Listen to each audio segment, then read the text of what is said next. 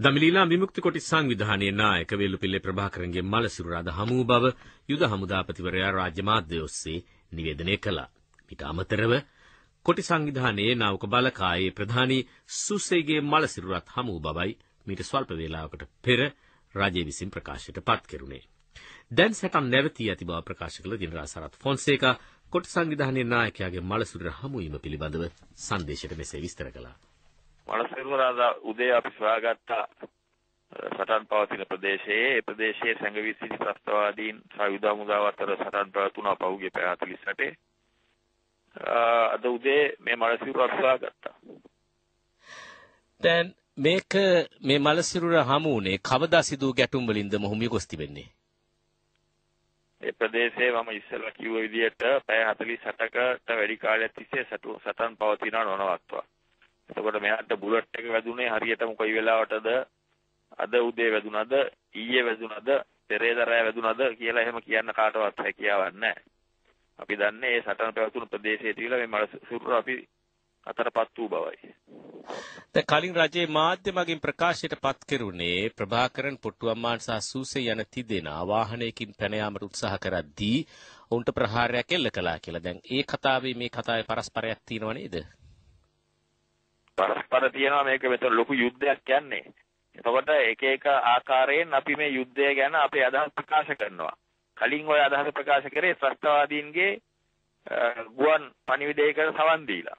නමුත් ඒ පණිවිඩයේ ආපු තොරතුරු වැරදි කියලා දැන් ඔප්පු වෙලා තියෙනවා. එතකොට ඒක තමයි දැන් තියෙන තත්ත්වය.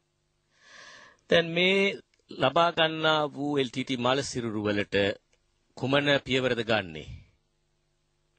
ලබා ගන්නා මලසිරුරු යුද භූමියේ ඒවා බාර ගන්න කෙනෙක් නැහැ, බාර දෙන්න තැනක් නැහැ. ICRC එක බාර ගන්නෙත් නැහැ.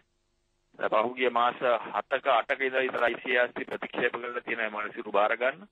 ඒකන්ද යුද භූමියේදී ඒවා ඊටාම විනාශ වෙලා නරක වෙලා තියෙන තත්ත්වය අනුව අපිට යුද භූමියේ වරදමන්න හෝ ඒවා අදීමට සිද්ධ වෙනවා. මීට අමතරව ඇම්නස්ටි ජාත්‍යන්තරය ප්‍රකාශ කර තිබෙනවා මුලතිව් සහ කිලිනොච්චියේ සිට පැමිණි වර්ධරාජා සහ සත්‍යමූර්ති එවෙන්ම ෂණ්මුගරාජා කියන වෛද්‍යවරුන් තිදෙනාම දැනට අත්අඩංගුවේ සිටිනවායි කියලා. ඇයි ඔවුන් රඳවාගෙන ඉන්නේ?